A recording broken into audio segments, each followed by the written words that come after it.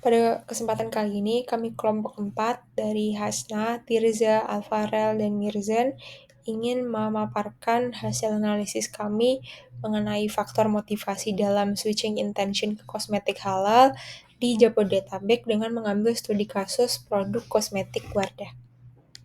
Pemaparan ini nanti terdiri dari beberapa bab dan dimulai dengan bab 1 yakni pendahuluan.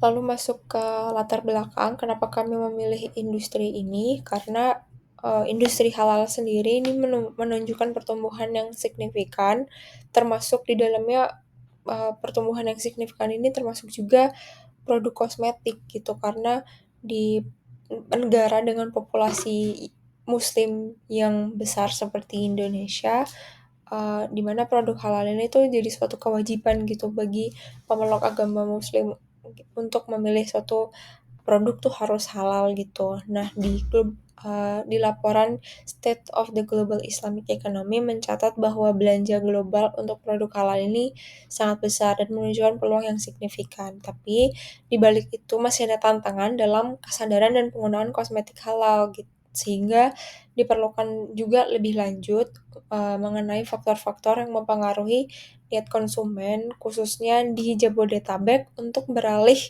ke produk-produk yang lebih halal gitu. Terutama di Wardah, karena Wardah ini tuh udah dari lama membranding dirinya, membranding produknya itu sebagai kosmetik dengan branding halal mulai dari sejak pertamanya gitu.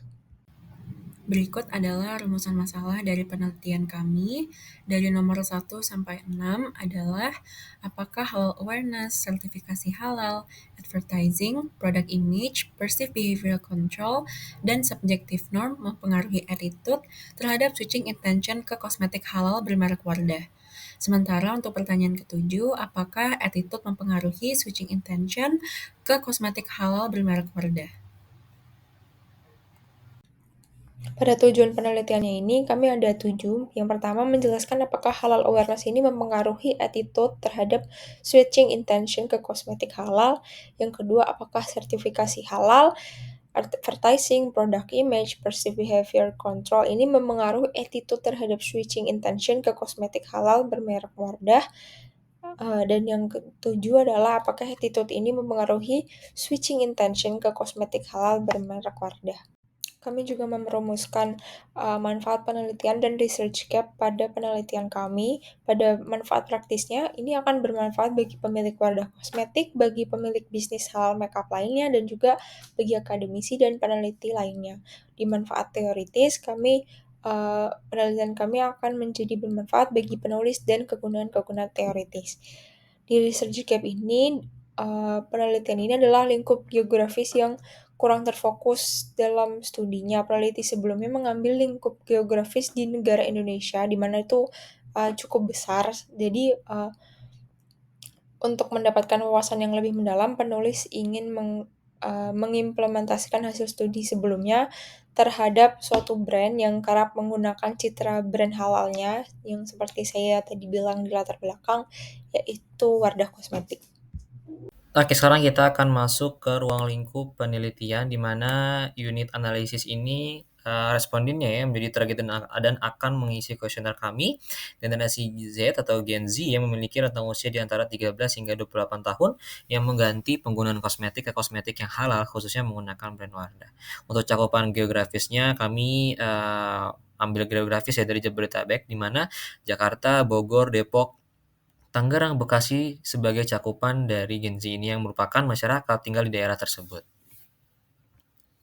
Oke, sekarang kita masuk kepada penelitian di mana September ya sebelum UTS kami sudah melakukan pencarian literatur, perumusan topik dan juga penyusunan proposal. Dan juga setelah UTS atau di bulan Oktober pekan ketiga, dan sampai saat ini kita melakukan penyusunan kuesioner, penyebaran kuesioner, pengolahan data, analisis dan penyelesaian penelitian serta penyerahan laporan dan presentasi yang saat ini sedang kita lakukan. Oke, selanjutnya adalah bab 1.7 yaitu mengenai sistematika penulisan. Nah, jadi Dalam memaparkan hasil penelitian, peneliti akan menggunakan sistematika penulisan sebagai berikut. Yang pertama adalah bab 1, yaitu pendahuluan. Jadi pada bab ini peneliti akan menjelaskan mengenai latar belakang penelitian, rumusan masalah, tujuan penelitian, dan manfaat penelitian yang terbagi menjadi manfaat praktis dan teoritis. Selanjutnya, bagian pendahuluan akan dilanjutkan oleh penjelasan mengenai research gap dan ruang lingkup analisis penelitian yang akan terbagi menjadi unit analisis, cakupan geografis, dan juga periode penelitian. Dan terakhir, dalam bab 1 ini akan ada pemaparan pendahuluan yang akan ditutup oleh sistematika penulisan yang membahas mengenai penulisan dari bagian pendahuluan hingga penutup. Lalu selanjutnya adalah bab kedua mengenai tinjauan pustaka. Bab ini akan membahas mengenai hasil dari landasan dan tinjauan pustaka yang dilakukan oleh peneliti. Hasil dari tinjauan pustaka ini akan menjadi landasan teori dari penelitian yang akan dilakukan oleh peneliti. Lalu selanjutnya ada bab 3 mengenai metodologi penelitian. Bab ini akan membahas mengenai model dan metodologi yang akan digunakan dalam melaksanakan penelitian. Nah, pembahasan ini akan mencakup desain penelitian dan metode pengumpulan yang terjadi menjadi data primer dan sekunder. Selanjutnya bagian ini akan dilanjutkan oleh pembahasan mengenai metode pengambilan sampel, model penelitian, hipotesis penelitian, operational variable penelitian, dan ditutup dengan pembahasan mengenai sistematika kuesioner. Lalu di bab keempat mengenai analisis pembahasan, pada bab ini akan dilakukan penjelasan mengenai hasil penelitian terkait faktor motivasi dalam switching intention untuk menggunakan kosmetik halal di Jabodetabek, studi kasus produk kosmetik Wardah. Nah, dan pemaparan hasil penelitian ini juga akan diikuti oleh pembahasan yang menjawab terkait rumusan masalah dan tujuan penelitian pada bab kedua. Lalu bab terakhir yaitu penutup adalah jadi di bagian ini peneliti akan memaparkan mengenai penarikan kesimpulan hasil penelitian, lalu dilanjutkan peneliti juga akan memberikan keterbatasan penelitian dan saran untuk peneliti yang akan mendatang. Selanjutnya kita masuk ke bab 2 mengenai tinjauan pustaka. Sekarang kita masuk ke tinjauan pustaka di bagian The Motivating Factors for Switching Intention to Use Halal Cosmetic Indonesia, di mana hasil penelitian mengungkapkan bahwa cita produk mendominasi dalam mempengaruhi sikap konsumen terhadap peralihan ke kosmetik halal.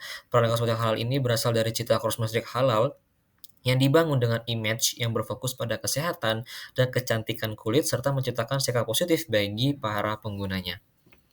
Oke, baik, sekarang kita masuk ke halal kosmetik Indonesia, di mana kosmetik halal ini adalah produk kosmetik yang telah dijamin kehalalannya ya, dengan sertifikasi halal dan telah memperoleh logo halal yang ditemukan pada kemasan produk. Para produsen produk kosmetik ini membuat produknya dari bahan-bahan sesuai dengan syariat Islam.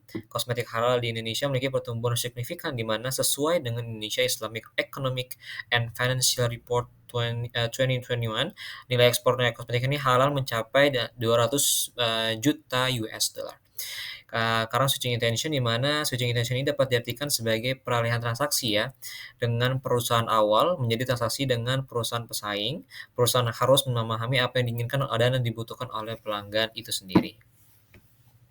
Oke, selanjutnya kita masuk ke variabel halal awareness ya, di mana beberapa penelitian meneliti faktor-faktor konsumsi halal dan menemukan bahwa halal awareness and logo memainkan peran yang signifikan. Halal awareness membuat konsumen memilih produk halal karena percaya mengonsumsi produk halal wajib dan menghindari konsumsi produk yang haram. Untuk halal certification, variabel ini menyatakan salah satu faktor penentu keputusan konsumen seorang muslim dan merupakan komponen penting dalam memastikan konsumsi tersebut. Halal certification memberikan konfirmasi tentang kehalalan produk dalam komponen dan proses manajemennya. Selanjutnya ada advertising, di mana kalau ada Indonesia sebetulnya sebagai periklanan ya, adalah media komunikasi yang digunakan oleh perusahaan untuk mengiklankan atau mengajak ya dan membujuk targeted audience untuk melakukan suatu hal gini, di mana menemukan bahwa atensi dan periklanan mempengaruhi positif terhadap sikap dan pembelian konsumen. Yang selanjutnya adalah perceived behavioral control, di mana the theory of planned behavior mengidentifikasi faktor-faktor yang memprediksi perilaku seseorang dan kecenderungan untuk mengubahnya. Perceived behavior control (PBC) merupakan perasaan dikendalikan atau didukung untuk melakukan suatu tindakan yang didefinisikan sebagai PBC sebagai derajat yang mengukur sejauh mana suatu perilaku dapat berada di bawah kendali individu. Selanjutnya adalah subjective norms, di mana adalah fungsi keyakinan yang menentukan apakah individu atau kelompok harus melakukan perilaku tertentu. Penelitian sebelumnya menunjukkan pengaruh tidak langsung ya atau subjective norms terhadap niat penggunaan kosmetik halal di Malaysia. Untuk attitude, di mana penelitian terdahulu yang menganalisis hubungan antara sikap dan kosmetik halal telah dilakukan dengan mempertimbangkan sebagai variabel independen dan intervening. Dua penelitian sebelumnya menunjukkan pengaruh langsung PBC terhadap purchase intention kosmetik halal pada pria di Malaysia dan Pakistan. Ya, selanjutnya masuk ke bab ketiga mengenai metodologi penelitian. Baik, selanjutnya pada bab 3.1 yaitu desain penelitian. Penelitian yang berjudul faktor motivasi dalam switching intention untuk menggunakan kosmetik halal di Jabodetabek, studi kasus produk kosmetik Wardah ini akan menggunakan pendekatan kuantitatif. Pendekatan ini akan memungkinkan data yang diperoleh untuk diukur, diolah, dan dianalisis secara statistik. Pendekatan kuantitatif ini juga memungkinkan data untuk dikuantitatifkan dan akan memberikan hasil yang dapat diuji secara statistik.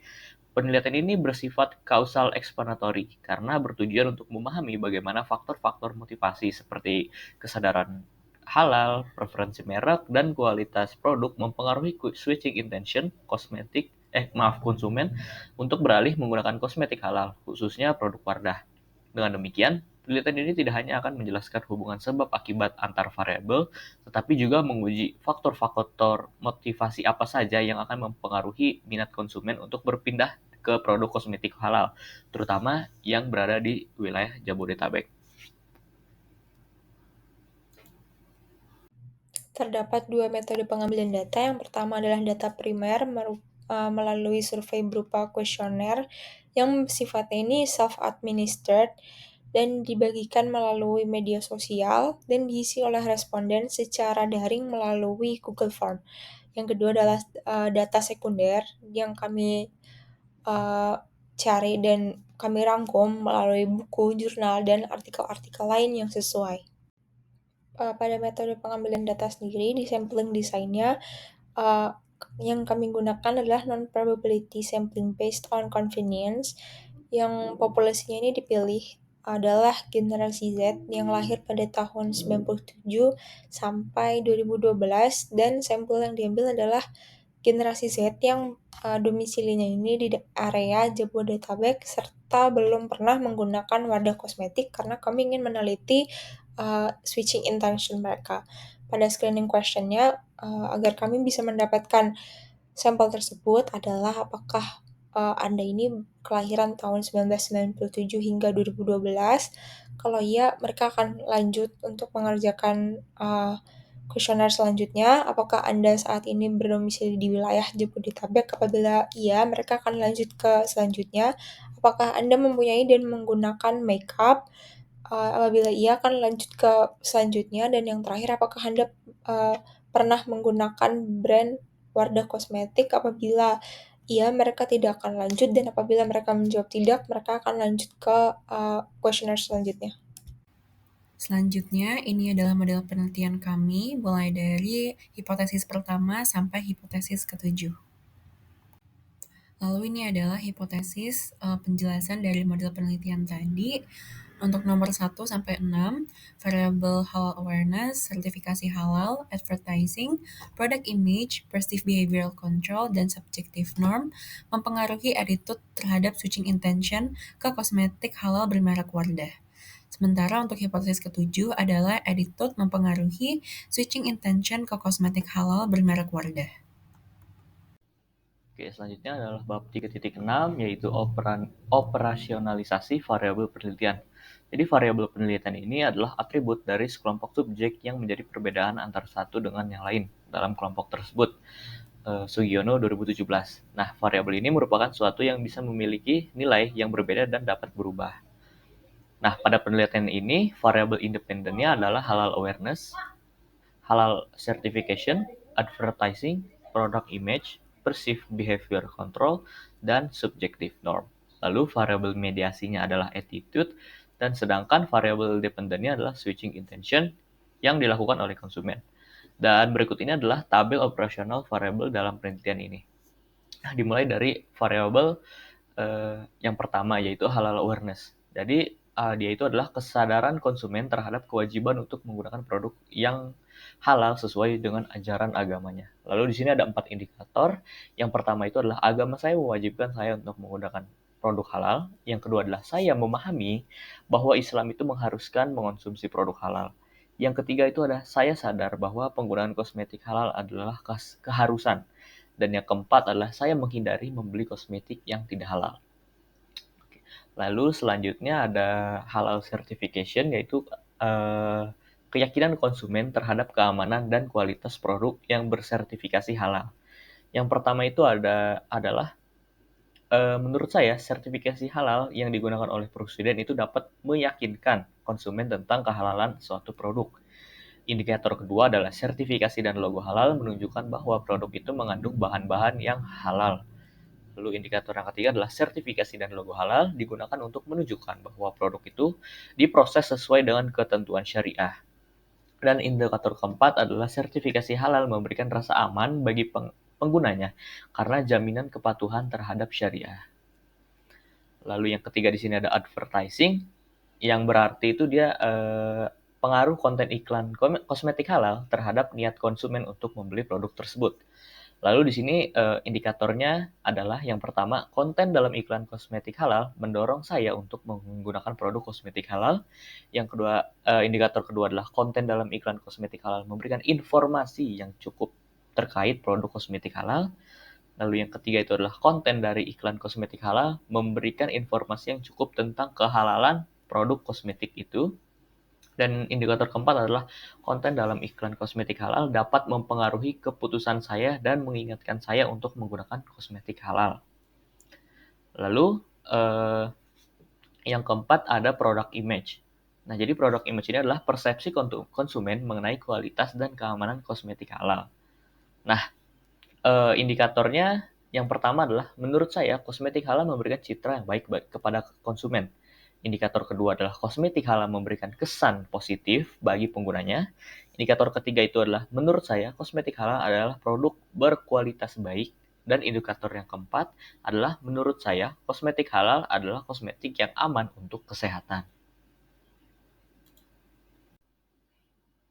Ya, indikator selanjutnya adalah perceived behavior control. Nah, jadi artinya adalah kemampuan konsumen untuk membeli dan menggunakan kosmetik halal secara mandiri. Nah, indikatornya itu yang pertama adalah saya memiliki cukup informasi tentang kosmetik halal. Indikator kedua adalah saya sepenuhnya sadar akan pentingnya membeli kosmetik halal. Lalu indikator ketiga adalah saya bisa membuat keputusan sendiri untuk membeli kosmetik halal. Lalu variabel selanjutnya adalah subjective norm atau pengaruh dari orang-orang itu penting bagi konsumen terkait keputusan menggunakan kosmetik halal. Indikator yang pertama adalah saya mengikuti saran dari orang-orang penting bagi saya untuk menggunakan kosmetik halal. Indikator kedua adalah saya berniat menggunakan kosmetik halal karena orang-orang di sekitar saya menggunakannya. Indikator ketiga adalah orang-orang di sekitar saya percaya bahwa lebih baik menggunakan kosmetik halal. Indikator keempat adalah orang-orang yang penting bagi saya berpikir bahwa saya itu seharusnya menggunakan kosmetik halal. Lalu masuk ke variabel selanjutnya yaitu attitude. Jadi attitude ini adalah sikap konsumen terhadap penggunaan kosmetik halal dalam keseharian mereka. Nah, indikator yang pertama adalah menurut saya membeli produk kosmetik halal adalah pilihan yang baik bagi saya. Indikator yang kedua adalah saya merasa nyaman menggunakan kosmetik halal sepanjang waktu. Dan indikator ketiga adalah bagi saya menggunakan kosmetik halal itu sangat penting. Lalu indikator keempat, bagi saya menggunakan kosmetik halal adalah sesuatu hal yang benar-benar saya inginkan. Dan indikator kelima adalah bagi saya menggunakan kosmetik halal adalah hal yang positif. Oke, selanjutnya adalah variabel yang terakhir yaitu switching intention, yaitu keinginan konsumen untuk mengganti produk kosmetik yang digunakannya dengan kosmetik halal. Indikator pertama itu adalah saya berniat beralih menggunakan kosmetik halal. Indikator kedua adalah saya mempertimbangkan untuk mengganti kosmetik saya yang saya gunakan dengan kosmetik halal. Yang ketiga itu adalah saya ingin berhenti menggunakan produk kosmetik yang tidak halal.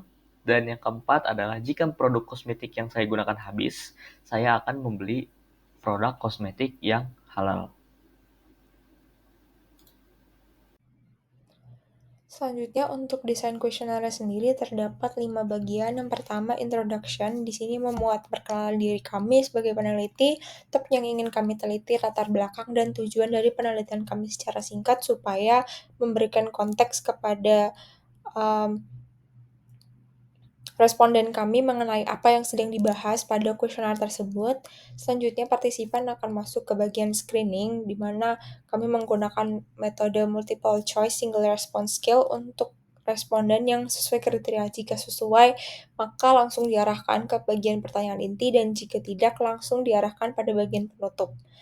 Lalu yang ketiga adalah bagian intinya, kami menggunakan Likert scale dengan skala 1 untuk yang sangat tidak setuju dan sampai ke 6 untuk yang sangat setuju. Kami menghindari penggunaan Likert scale yang ganjil untuk menghindari adanya pilihan tengah. Pertanyaan terkait variabel penelitian diadaptasi dari studi sebelumnya dan disesuaikan lagi dengan penelitian ini. Lalu yang keempat baru kami masuk ke profil responden untuk mengetahui profil responden yang berpartisipasi dalam kuesioner kami ini usianya berapa, jenis kelaminnya apa, domisilinya di mana, dan juga nama inisialnya. Lalu pada penutup kami mengungkapkan rasa terima kasih kami karena mereka sudah mengisi kuesioner kami. Selanjutnya adalah bab 4 yang merupakan analisis dan pembahasan dari penelitian kami. Pelaksanaan penelitian kami terdiri atas 3 tahap, yaitu wording test, pre-test, dan juga main test. Di wording test, kami memastikan responden itu bisa memahami pertanyaan kuesioner, baik dari segi bahasanya maupun strukturnya. Kami telah membagikan kuesionernya kepada 8 responden dan kami telah menerima masukan. Setelah itu kami melakukan revisi berdasarkan masukannya.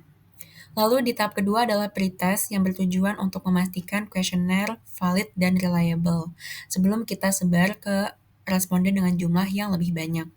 Kami telah mengumpulkan 40 responden untuk pretest, lalu kami tes dalam software IBM Statistics SPSS 27. Lalu di tahap terakhir adalah main test yang merupakan tahapan utama dalam penelitian, bertujuan untuk menjawab pertanyaan penelitian yang telah dirumuskan sebelumnya. Kami telah berhasil mengumpulkan 100 responden dan datanya akan kami olah menggunakan software SmartPLS 4. Berikut adalah penjelasan lebih lanjut tentang revisi yang kami lakukan terhadap kuesioner berdasarkan hasil dari wording test. Beberapa responden kami memberi masukan bahwa pertanyaan di aspek advertising itu dinilai kurang efektif. Jadi kami revisi pertanyaannya agar bisa lebih dimengerti oleh responden. Setelah kami berhasil mengumpulkan data dari pretest, kami melakukan uji validitas dan reliabilitas terhadap data tersebut. Yang pertama adalah uji validitas. Di uji validitas ini menggunakan standar nilai KMO lebih dari 0,6, signifikansi Barrett's test kurang dari 0,05, dan nilai komponen matriks lebih dari 0,6. Nah, berdasarkan standar tersebut, di sini variabel halal awareness dan halal certification beserta indikatornya bisa dikatakan valid.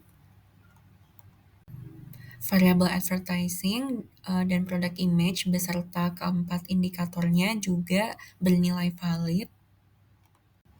Untuk variabel perceived behavioral control, dia memiliki nilai KMO kurang dari 0,6, yaitu 0,599. Namun, kami memutuskan untuk tetap menggunakan variabel ini dalam penelitian karena memiliki nilai Barrett's test dengan signifikansi kurang dari 0,05, serta masing-masing indikator memiliki komponen matriks lebih dari 0,6.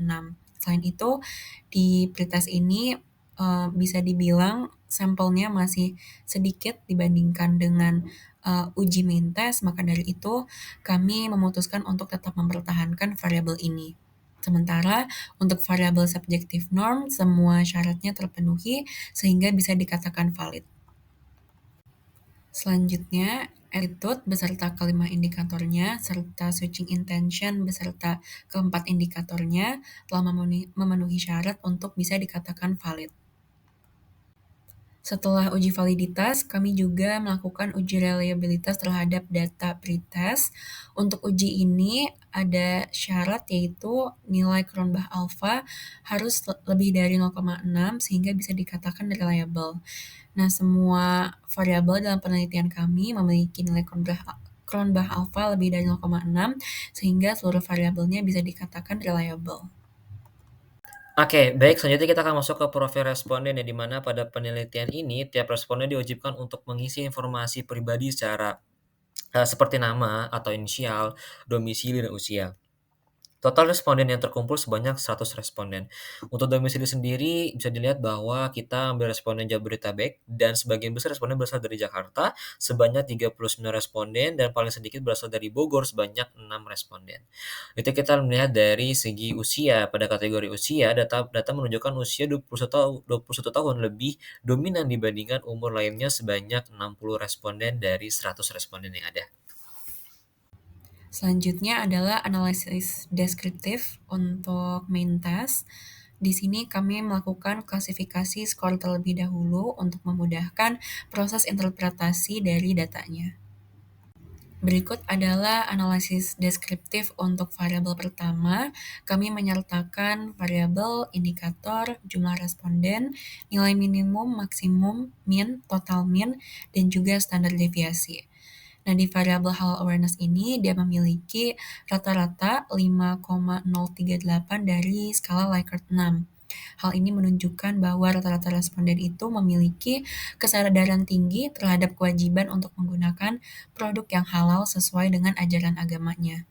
Nah, untuk faktor tertinggi ada di HA2 dengan skor 5,420, di mana responden memahami bahwa agama Islam mengharuskan umatnya untuk mengkonsumsi produk halal. Di variabel kedua, halal certification memiliki rata-rata 5,228 yang menunjukkan bahwa rata-rata responden memiliki keyakinan yang tinggi terhadap keamanan dan kualitas produk yang bersertifikasi halal. Nah, untuk faktor tertinggi ada di HC1 dengan rata-rata 5,340 yang menunjukkan bahwa menurut responden, sertifikasi halal yang digunakan oleh produsen dapat meyakinkan konsumen tentang kehalalan suatu produk. Lalu, variabel advertising memiliki rata-rata 4,868 yang menunjukkan bahwa konten iklan dari kosmetik halal Wardah memiliki pengaruh tinggi terhadap niat konsumen untuk membeli produk tersebut. Nah, faktor tertinggi ada di indikator AD3 dengan min 4,940, di mana konten dalam iklan kosmetik halal Wardah memberikan informasi yang cukup tentang kehalalan produk kosmetik tersebut. Kemudian, variabel product image memiliki rata-rata 5,093 yang menunjukkan bahwa responden memiliki persepsi tinggi atau dalam konteks ini persepsi yang baik mengenai kualitas dan keamanan kosmetik halal Wardah. Faktor tertinggi ada di PI1 dengan min 5,130, di mana menurut responden kosmetik halal Wardah ini memberikan citra yang baik kepada konsumen. Variabel Perceived Behavioral Control memiliki rata-rata 4,947 yang menunjukkan bahwa responden memiliki kemampuan tinggi atau dalam konteks ini memiliki kemampuan yang baik untuk membeli dan menggunakan kosmetik halal secara mandiri. Nah, faktor tertinggi ada di indikator PBC3 dengan min 5,220 di mana responden bisa membuat keputusan sendiri untuk membeli kosmetik halal. Lalu, variabel subjective norm memiliki rata-rata 4,9 yang memiliki arti orang-orang penting bagi responden memiliki pengaruh tinggi terkait keputusan untuk menggunakan kosmetik halal. Faktor tertinggi ada di indikator SN2 dengan min 4,980, di mana responden berniat menggunakan kosmetik halal karena orang-orang di sekitarnya menggunakan kosmetik tersebut. Variabel selanjutnya adalah attitude yang memiliki rata-rata 5,020 yang memiliki arti bahwa responden memiliki sikap sangat tinggi atau dalam konteks ini sikap yang sangat baik terhadap penggunaan kosmetik halal dalam keseharian mereka. Nah, faktor tertinggi terdapat pada indikator AT1 dengan min 5,170, di mana menurut responden membeli produk kosmetik halal adalah pilihan yang baik bagi diri mereka. Variabel terakhir, switching intention, memiliki rata-rata 4,768 yang menunjukkan bahwa responden memiliki keinginan tinggi untuk mengganti produk kosmetik yang digunakan dengan kosmetik halal. Nah, faktor tertinggi terdapat di indikator SI1, di mana responden berniat beralih menggunakan kosmetik halal. Setelah melakukan analisis deskriptif, kami melakukan analisis model pengukuran terhadap hasil main test. Yang pertama adalah internal consistency, yang diukur menggunakan Cronbach's alpha dan composite reliability. Jika masing-masing memiliki nilai 0,6, maka bisa dikatakan suatu variabel itu reliable. Nah, berdasarkan pengukuran tadi, seluruh variabel dalam penelitian kami bisa dikatakan reliable karena memenuhi kedua syarat tadi. Yang kedua adalah convergent validity yang ditinjau dari nilai AVE lebih dari 0,5 dan outer loadings lebih dari 0,7 sehingga suatu variabel dan indikatornya bisa dikatakan valid. Berdasarkan pengukuran ini, di variabel pertama AVE-nya sudah mencukupi yaitu di 0,554, sementara di salah satu indikatornya yaitu di HA2 memiliki outer loadings yang belum mencukupi, yaitu di bawah 0,7, lebih spesifiknya di 0,609. Namun kami mempertimbangkan untuk tetap memakai indikator ini karena indikator ini sebelumnya telah memiliki composite reliability yang cukup, yang sudah memenuhi, sehingga kami memutuskan untuk tetap memakainya dalam penelitian ini. Lalu untuk di variabel kedua adalah halal certification, di mana AVE serta outer loadings-nya sudah mencukupi sehingga bisa dikatakan valid. Untuk variabel advertising dan product image juga memiliki nilai AVE dan outer loadings yang memenuhi sehingga kedua variabel beserta indikatornya bisa dikatakan valid. Lalu di perceived behavioral control dan subjective norm juga memiliki nilai AVE dan outer loadings yang mencukupi sehingga bisa dikatakan valid. Di variabel attitude dan switching intention juga telah mencapai convergent validity dengan AVE dan outer loadings memiliki nilai yang cukup sehingga bisa dikatakan kedua variabel beserta indikatornya valid. Analisis model pengukuran yang terakhir adalah discriminant validity menggunakan HTMT ratio dan juga Fornell-Larker criterion. Nah, berdasarkan uji ini, semua variabel dalam penelitian kami dianggap valid karena memiliki nilai HTMT kurang dari 0,9. Dan Fornell-Larker criterion menunjukkan kalau nilai akar dari AVE pada tiap konstruk lebih besar dari korelasi dengan konstruk lain. Oke, selanjutnya adalah bab 4.6 mengenai analisis model struktural. Nah, yang pertama ini ada pengujian collinearity. Nah, jadi berdasarkan hasil pengujian collinearity atau inner VIF yang dilakukan, nilai-nilai VIF ini menunjukkan bahwa model-model itu harus memenuhi kriteria yang telah ditetapkan. Nilai VIF itu harus berada di rentang toleransi di antara 0,2 sampai dengan 5. Nah, jadi sesuai dengan yang dikatakan oleh Haier et al. 2014. Nah, dari hal itu, kita ini menunjukkan bahwa tidak terdapat masalah multikolonialitas antara variabel eksogen dengan model, sehingga hubungan antar variabel itu dapat dinyatakan layak dan stabil untuk analisis lebih lanjut.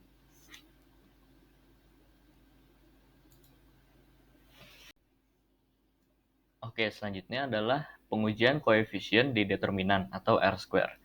Nah, jadi berdasarkan interpretasi R-square menurut Chin tahun 1958, nilai itu diklasifikasikan sebagai 3 hal. Yang pertama itu adalah lebih dari sama dengan 0,75 atau substansial, lalu 0,50 sampai dengan 0,75 itu moderat, dan 0,25 sampai dengan 0,50 itu lemah.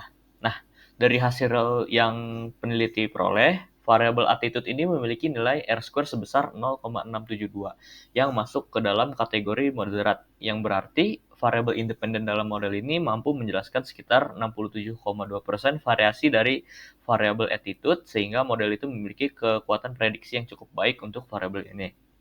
Sementara itu, variabel switching intention ini memiliki nilai R-square sebesar 0,415 yang berada di kategori lemah, yang artinya variabel independen ini hanya mampu menjelaskan 41,5% variasi pada variabel switching intention. Meskipun demikian, nilai ini masih dapat diterima mengingat adanya kemungkinan faktor-faktor lain di luar model yang mempengaruhi switching intention.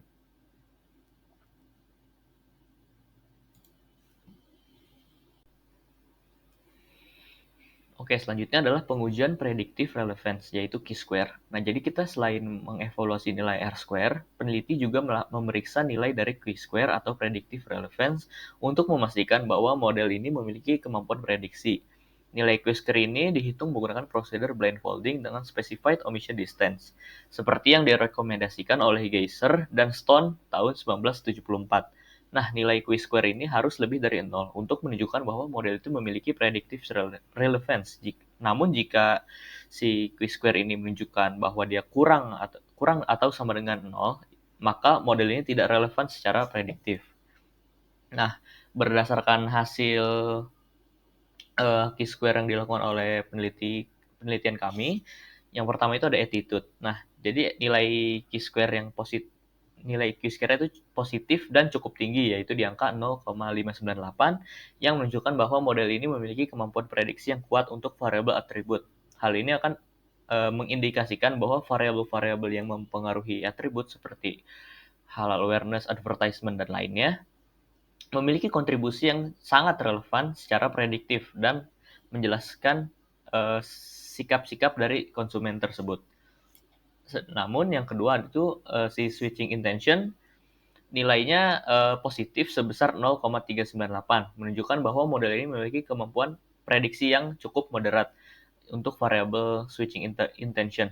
Hal ini berarti attitude itu sebagai variabel mediasi itu cukup efektif dalam menjelaskan niat konsumen untuk beralih ke produk kosmetik halal, meskipun kontribusinya tidak sekuat untuk variabel atribut.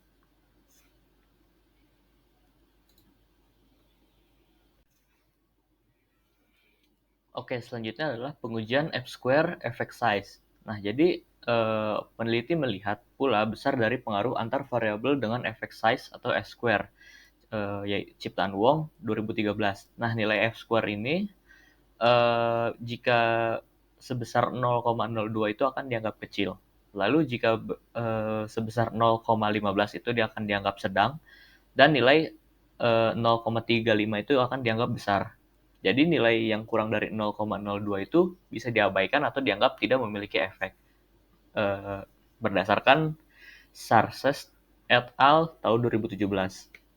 Nah, berdasarkan tabel F-square yang terlampir, dapat dilihat nih bahwa nilai efek size yang memenuhi kriteria F-square lebih besar dari 0,35 dan tergolong efek besar adalah variabel subjective norm terhadap switching intention dengan nilai sebesar 0,708.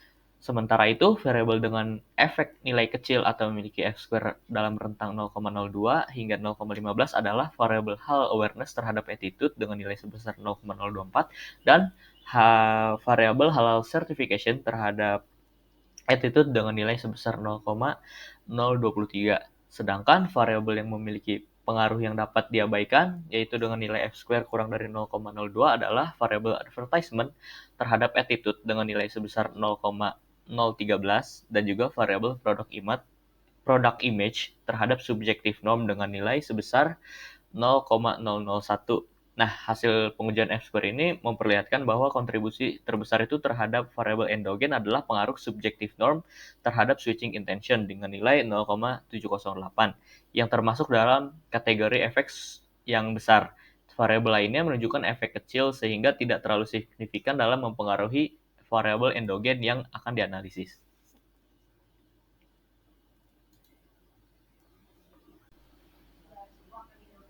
Oke, selanjutnya adalah path coefficient testing atau direct effect. Nah, jadi dalam analisis ini pengaruh antar variabel itu diuji menggunakan nilai t-value dan p-value. T-value-nya harus lebih dari sama dengan 1,645 untuk menunjukkan bahwa hubungan itu signifikan untuk hipotesis arah positif, dan p-value ini harus kurang dari atau sama dengan 0,05 untuk menunjukkan hubungan yang signifikan.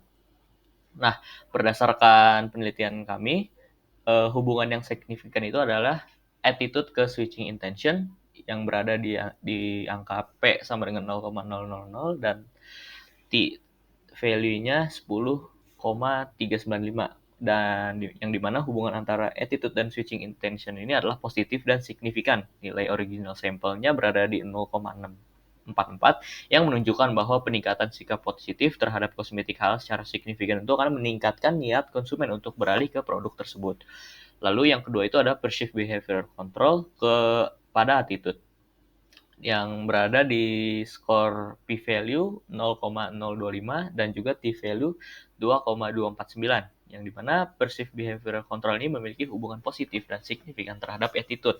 Konsumen yang merasa memiliki kontrol yang baik, misalnya kayak kemudahan akses terhadap produk, cenderung memiliki sikap yang lebih positif terhadap kosmetik produk halal. Dan yang ketiga itu ada subjective norm kepada attitude yang dengan nilai P value 0,000 dan T value sebesar 4,013. Nah, jadi subjective norm ini memiliki hubungan positif dan signifikan terhadap attitude. Tekanan sosial dari keluarga atau teman atau komunitas itu mungkin akan memainkan peran penting dalam membentuk sikap konsumen terhadap kosmetik halal. Nah, akan tetapi sisanya itu adalah hubungan yang tidak signifikan, seperti advertisement ke attitude, yang dimana nilai p-value-nya adalah 0,352, yaitu advertisement tidak memiliki pengaruh signifikan terhadap attitude. Ini akan menunjukkan bahwa strategi iklan ini saat ini kurang efektif dalam mempengaruhi sikap konsumen terhadap kosmetik halal. Lalu yang kedua itu halal awareness dan juga attitude yang berada di nilai p-value 0,137, yang artinya kesadaran halal itu tidak memiliki pengaruh signifikan terhadap sikap konsumen. Hal ini bisa mengindikasikan bahwa konsumen sudah memiliki kesadaran dasar tentang halal sehingga tidak mempengaruhi sikap mereka secara langsung. Lalu yang ketiga itu adalah hal certification kepada attitude dengan nilai p-value 0,193. Nah, yang berarti halal sertifikasi ini juga nggak memiliki pengaruh signifikan terhadap sikap, mungkin karena konsumen itu menganggap sertifikasi halal sebagai sesuatu yang sudah menjadi standar. Dan yang terakhir yaitu adalah produk image kepada attitude dengan nilai p-value 0,773, yang berarti produk image ini nggak terlalu berpengaruh signifikan terhadap sikap konsumen. Hal ini bisa menunjukkan bahwa elemen visual atau reputasi produk itu belum tentu menjadi faktor utama dalam membentuk sikap terhadap kosmetik halal.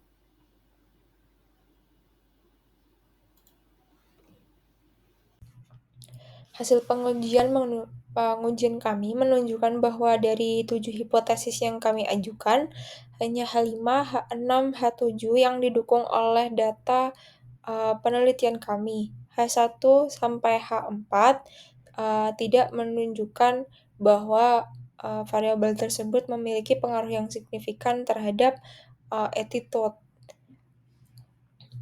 Karena p-value masing-masing semuanya lebih besar dari batas signifikansi 0,05.